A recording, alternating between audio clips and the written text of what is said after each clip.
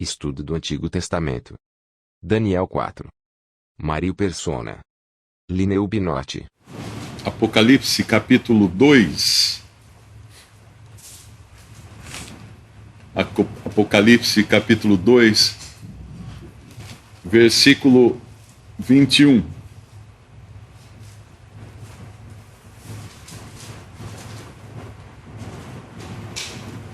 E dei-lhe tempo para que se arrependesse da sua prostituição, e não se arrependeu.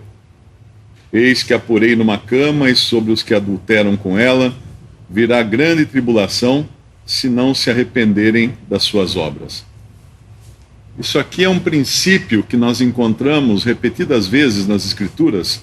É claro que aqui não tem nada a ver com Nabucodonosor. Essa aqui é uma das épocas da igreja na terra. Mas é um princípio de Deus esse, dar tempo para o arrependimento.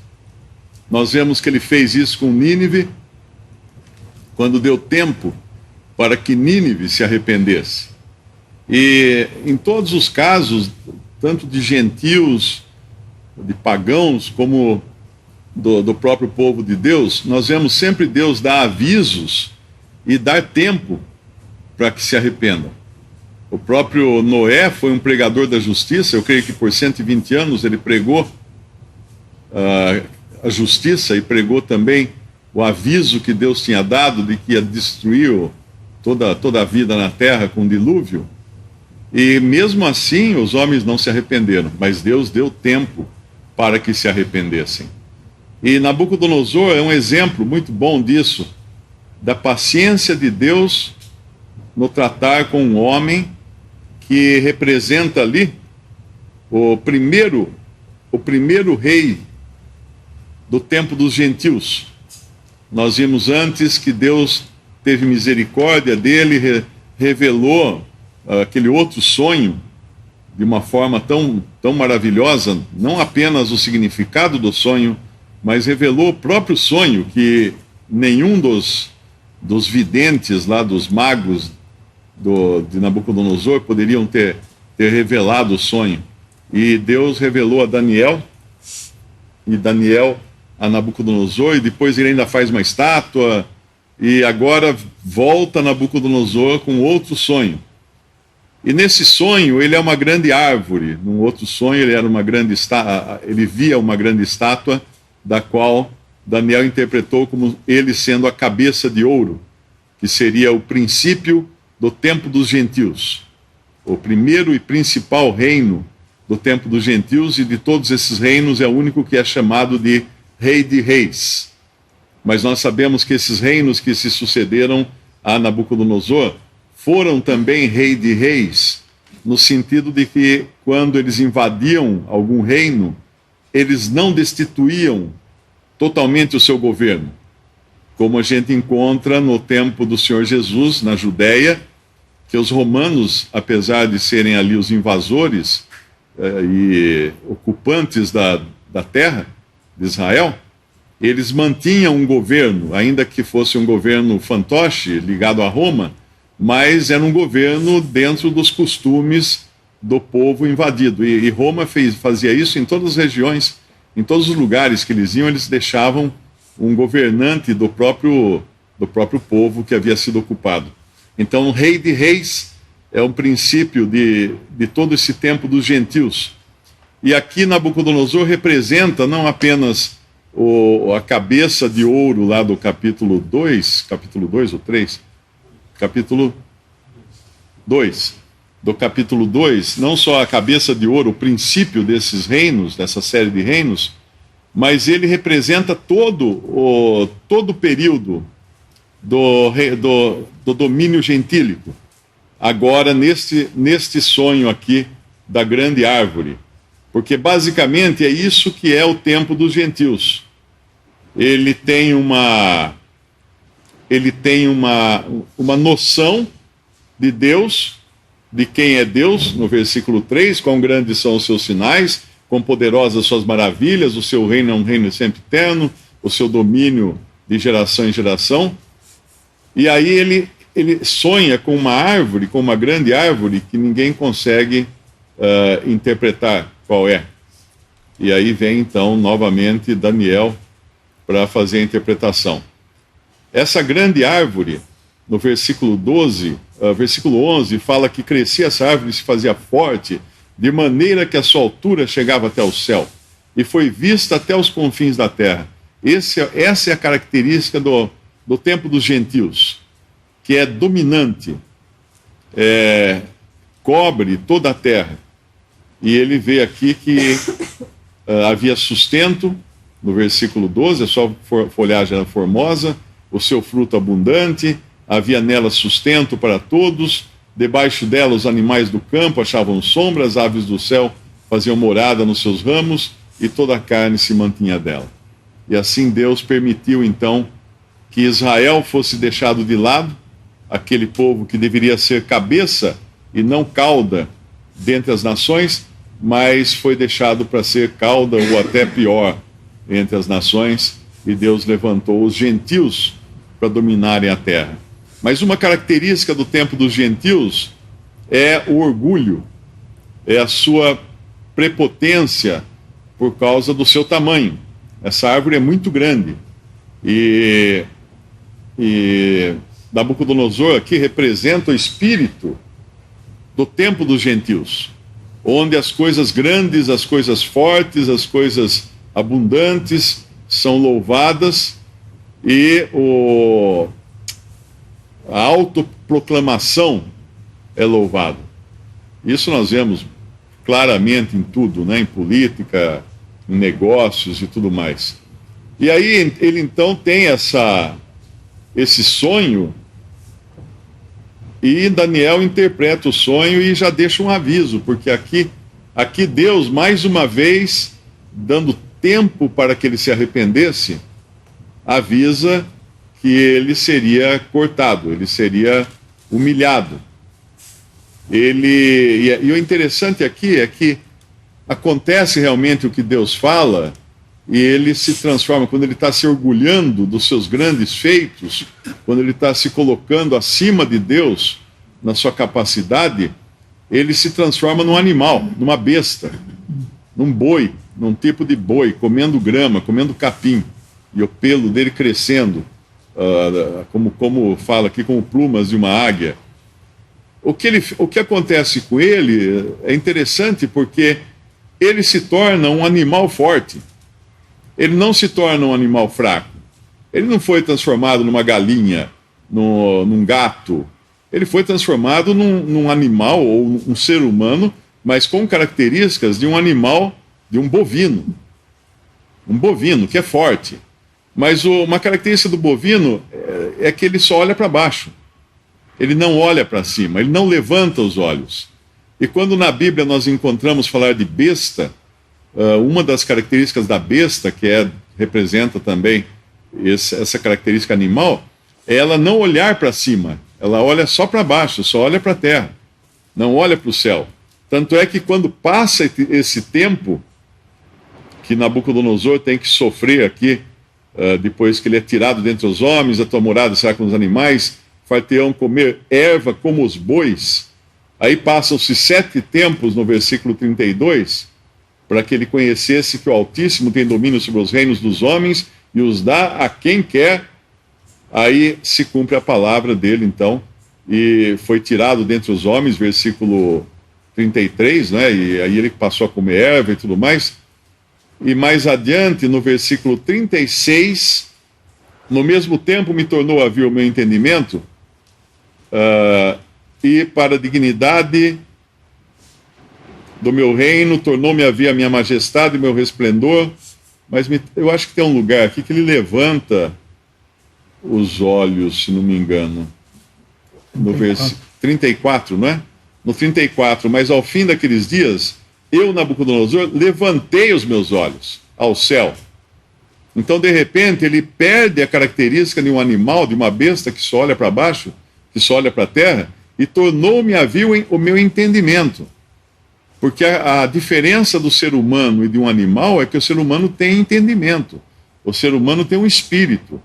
Ele tem capacidade de se comunicar com Deus, ou de entender as coisas de Deus, porque ele tem uma inteligência. Ele foi feito à semelhança, à imagem e semelhança de Deus, então ele tem uma inteligência, uma coisa que um animal não tem no mesmo sentido do ser humano. Ainda que o animal possa ter instintos e o animal possa ter também emoções, que são coisas da alma, mas não tem o espírito do homem, que é o que lhe dá essa distinção entre os animais. E agora ele olha para os céus, então, ele se restabelece, ele entende o que ele passou, ele se arrepende do que fez, ao contrário da ocasião anterior, eu acho que é no capítulo 4, no capítulo...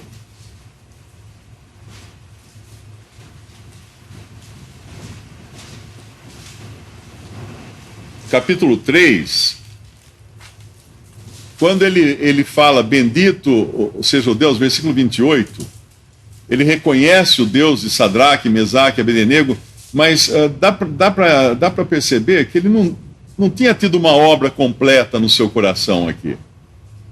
Porque ao mesmo tempo que ele reconhece o Deus de Sadraque, Mesaque e Abednego, ele vai emitir uma ordem, né? No versículo 29, por mim, pois, é feito um decreto, pelo qual todo povo, nação e língua que disser blasfêmia contra o Deus de Sadraque, Mesaque e Abednego, seja despedaçado, as suas casas sejam feitas um monturo, porque não há outro Deus que possa livrar como este. Então essa reação tempestiva dele aqui, nós não vemos no outro capítulo, agora no capítulo 4, quando ele reconhece, no versículo 37, agora pois Nabucodonosor, louvo, exalço e glorifico ao Rei dos céus, porque todas as suas obras são verdade, seus caminhos juízo, e pode humilhar aos que andam na soberba. E ele não manda despedaçar ninguém que for contrário a esse Deus. Ele agora reconhece que ele sim pode humilhar os que andam na soberba. E essa soberba nós encontramos nesse tempo dos gentios, representado aqui pelos 7 anos que Nabucodonosor iria ficar como um animal. E é essa condição hoje, se nós analisarmos friamente, a condição dos homens nesse mundo que não olham para Deus, olham para a terra. Tudo é voltado para a terra. São 7 anos, um tempo completo para Deus. Número 7 nos fala de algo completo. E se nós pensarmos nisso também, Deus deu à igreja na terra os seus 7 anos também. Quando nós vamos lá em Apocalipse, nos primeiros 2 capítulos, capítulo 2 e 3 de Apocalipse, nós vamos encontrar 7 tempos. 7 tempos ou 7 períodos que Deus deu para a igreja na terra, para o testemunho cristão na terra, e ela não aprendeu. Se a gente olhar o declínio, e principalmente como terminam esses 7 anos da igreja na terra, nós vamos ver que ela não aprendeu nem um pouco a se humilhar. Pelo contrário, ela está na última carta de Apocalipse, no capítulo 3, ela está sentindo-se como Nabucodonosor antes de ser feito um animal. Ela está sentindo-se rica e abastada, não tem necessidade de coisa alguma. E quando isso acontece, Deus tira da terra a igreja, isso vai acontecer ainda, e deixa aqui a casca vazia dela, do testemunho cristão na terra, que é a grande prostituta Babilônia, a grande meretriz, que não é à toa que ela se chama Babilônia, que foi a cidade da qual Nabucodonosor se orgulhou de ter construído. E essa Babilônia, lá no capítulo 18, vai dizer também que ela será como uma árvore, porque as aves malignas irão se aninhar nos seus ramos, nos seus galhos, mas ela será cortada, assim como essa árvore gentia do tempo dos gentios foi cortada, e Babilônia também cairá, e as suas carnes serão comidas. Capítulo 2, após ele ter visto a revelação aquele primeiro sonho do qual ele não se lembrava e teve que depender não só da interpretação do sonho, mas de descobrir qual era o sonho, né? E no versículo 47, após ver tudo o que ele viu e ouviu, ele diz: respondeu o rei a Daniel e disse: certamente o vosso Deus é Deus dos deuses, o Senhor dos reis e o revelador dos segredos, pois pudeste revelar este segredo. No capítulo 3, após ele fazer uma estátua para que fosse adorada, a estátua dele, ele também fala no versículo 28 do capítulo 3, falou Nabucodonosor e disse: bendito seja o Deus de Sadraque, Mesaque e Abednego, que enviou seu anjo e livrou os seus servos que confiaram nele, pois não quiseram cumprir a palavra do rei, assim por diante. Ele reconhecia o Deus de Daniel, reconhecia que ele era o rei dos reis. Estou falando no nível terreno das coisas. No capítulo 3, ele reconhece o Deus daqueles três que ficaram na fornalha, porque ele viu a mão de Deus cuidando, ele viu que existia um quarto lá entre eles. Isso foi para ele muito assim, como se diz, pegou bem para ele. Ele viu assim com os olhos, que coisa impressionante, se impressionou ele. Porém, ele continuou o mesmo homem, até o ponto em que ele tem esse segundo sonho, que em muitas coisas difere do primeiro. Mas ele não tinha aprendido a lição ainda, porque tendo visto e sabido quem Daniel era, e tendo proclamado que ele era, quando ele tem esse sonho, ele lembrava do sonho, ele não esqueceu do sonho. Ele chama os seus magos para interpretar. Por último entra Daniel. O que nós vemos claramente aqui é que ele não queria ouvir Daniel, porque o homem não quer saber de ouvir o que Deus tem para falar. E Daniel, chegando por último, ele, após ouvir o sonho relatado, ele fica 1 hora atônito, porque ele bem sabia o que esse sonho significava. E vocês imaginem, diante de um rei como Nabucodonosor, você dizer para ele: olha, o sonho é você que vai cair. Quer dizer, ele está falando, minha cabeça também vai cair. Por isso ele fala, ele fica atônito, fica 1 hora atônito com tudo que ele estava vendo e entendendo desse sonho, mas ele fala assim mesmo. E quanto tempo demora para Nabucodonosor se arrepender e tomar o seu caminho certo? 12 meses. Versículo 29 do capítulo 4. Ao cabo de 12 meses, andando a passear sobre o palácio real da Babilônia, falou o rei e disse: não é esta a grande Babilônia que eu edifiquei? Ele já tinha tido a revelação daquele sonho. Deus falou: a cabeça é você. Quem tinha posto ele como cabeça, ele sabia que era Deus, porque ele chama Deus o rei dos reis aqui da terra.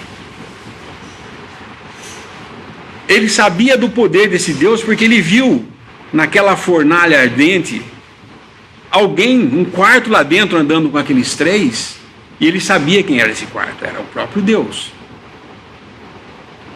Mas ele reconhece como o Deus de Sadraque, Mesaque e Abednego, não como o que ele vai reconhecer aqui agora. Nesse capítulo, depois de tudo isso, e na realidade esse capítulo aqui, se a gente prestar bem atenção, isso aqui é um edito, é uma carta.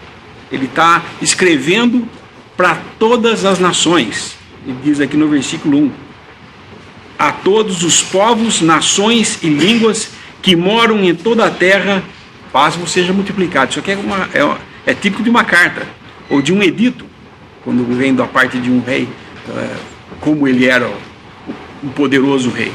Mas ele tinha um problema sério aqui. Além de não reconhecer a Deus como o seu Deus, e não creio que ele jamais tenha reconhecido isso, ele se orgulha achando que ele era o que tinha feito todo esse reino. porque ele estava no jardim andando, depois de ter sido avisado pelo segundo sonho, e Daniel ter falado abertamente para ele: esse rei é você, você vai ser derrubado, já acabou seu fim. Ele continua se orgulhando do que ele achava que ele era, e falando: eu edifiquei para a casa real com a força do meu poder e para a glória da minha magnificência. E ainda estava com a palavra na boca. Aí, o que aconteceu? Outro sonho? Ou o profeta Daniel veio falar com ele? Não, uma voz do céu. Aí a coisa pega. Uma voz do céu, diz aqui. Quando uma voz do céu, no versículo 31, disse a ele: a ti se diz, ó rei Nabucodonosor, passou de ti o teu reino. E ele então se é transformado. Eu não creio nem que ele tinha uma forma de qualquer animal conhecido, porque diz aqui que tinha garras de ave, o pelo era diferente, mas era uma besta fera, e realmente com a cabeça no chão, não levanta a cabeça. Mas ele teve que ouvir dos céus uma palavra de Deus. Aí como é que ele se dirige a Deus? No finalzinho do capítulo, versículo 37. Agora, pois, eu, Nabucodonosor, louvo e exalço e glorifico ao Rei dos céus. Já não era o rei, não era o Deus de Daniel, o Deus de Sadraque, Mesaque e Abednego, era o Deus dos céus. Por que eu disse, não creio que ele tenha se entregado a Deus ou reconhecido a Deus? Isso daqui, na realidade, essa carta, se nós olharmos bem, ela é o relato do que o homem faz quando Deus dá alguma coisa nas mãos dele. Degradação. E as etapas são exatamente essas. Ele coloca nessa posição, ele começa, ele se instrui e mostra quem Deus é, instrui e mostra para esse soberano o que ele é, mas ele se orgulha de achar que é ele que fez tudo, desce ao ponto de viver como um animal, e no final ele tem que olhar para cima e reconhecer. Isso fatalmente nós temos que lembrar da passagem que fala: toda língua confessará. Não tem jeito. Todos esses reinos que passaram pela terra, o tempo dos gentios, todos eles um dia vão ver quem Deus é, vão ver a glória dele, vão confessar, mas é sem arrependimento, porque na incredulidade, em vida, na sua incredulidade morreram, e vão ser ressuscitados no final do milênio para juízo. E toda língua vai confessar, todo joelho vai se dobrar diante dele, mesmo esse Nabucodonosor ou qualquer um dos reis da terra que se acharam alguma coisa um dia, vão ter que dobrar seus joelhos. Eu posso imaginar o que seria, o que vai ser essa cena, né? Ver um Stalin, um Hitler dobrando os joelhos e tendo que falar: ele é o rei, ele é o Senhor dos senhores, ele é o Deus de todos os céus. Ninguém chegou ao poder senão porque ele permitiu. Mas todos nós achamos que era a nossa capacidade, e o orgulho do homem entra aí e estraga tudo. É assim na história de todos os gentios. Essa história se repete na igreja.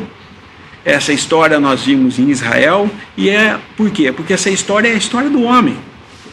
Tudo que o homem tem, que Deus delega a ele, começando por Adão até o último homem, só um fez a vontade dele e se humilhou: Jesus Cristo, nosso Senhor Salvador. E por meio desse sacrifício, nós hoje temos acesso a não ser apenas meros espectadores e ficar apreciando o que Deus fez. Nós somos participantes do que Ele fez, porque somos filhos. Nós, salvos, somos agora filhos de Deus, participamos, somos co-herdeiros com Cristo. Isso é muito mais do que apenas assistir a coisa acontecendo. Nós estaríamos lá com ele em glória fazendo tudo isso. E essa carta que ele escreve aqui no livro de Daniel é muito instrutiva para nós, tem muita coisa aqui, né? Lógico que nós não temos tempo de falar de tudo que se pode ver aqui. Só uma coisa que eu queria deixar. Ele fala que é Deus do céu. Se eu não me engano, é em Daniel que começa essa expressão Deus do céu. Talvez a característica mais marcante do tempo dos gentios é achar que Deus está distante. Porque antes até Daniel é Senhor dos Exércitos, ele tem outros nomes. Em Daniel ele começa a ser chamado de Deus do céu, essa distância para Deus. E como o irmão acabou de dizer, para nós não tem essa distância. Daniel chama Deus do céu na sua oração, né? No versículo 18 do capítulo 2, capítulo 2 de Daniel, versículo 18. Para que pedissem misericórdia ao Deus dos céus. Mas Nabucodonosor chama ele Rei dos céus. Ele não reconhece ainda como Deus soberano sobre todos os deuses, os reinos. E por isso eu disse, eu não creio que ele tenha se convertido. Ele não chamou de Deus dos céus, ele chamou de Rei dos céus. Ele reconhece ele como soberano sobre todos, mas ainda era rei para ele, não era Deus. E isso é porque ele é a cabeça de toda uma sequência de reinos, né? São 5 etapas que nós vemos na estátua de Daniel, sendo a última Roma, que tu não fala, mas Roma já acabou, né? Mas os pés da estátua, que é Roma, ele volta outra vez em forma dos dedos, né? São 10 reinos. Já muitos falaram, talvez seja a União Europeia, mas eu não gosto de especular esse assunto, porque nós não vemos profecia através das notícias de jornais, dos livros de história. A profecia é Deus quem revela a nós, e Cristo é o espírito da profecia, né? Então a gente fica meio assim, às vezes é perigoso começar a querer interpretar as profecias usando os acontecimentos presentes, sabe? Porque pode mudar muita coisa, nós não sabemos nada, né? Mas tudo indica que essa confederação de 10 reis que vai se levantar no final contra o remanescente, né, na tribulação. Vai ser um período de tribulação, né, como a gente sabe, e só vai terminar com a vinda de Cristo, que vai derrubar todos esses reinos, né, porque a rocha que se desprega e colide com a base dessa estátua de Daniel, e todos os reinos ruins vão cair, né, e ali vai ter um grande monte, que ali é Cristo, sendo o Rei dos Reis, o Senhor dos Senhores, que vai ser estabelecido por 1000 anos, vai governar aqui.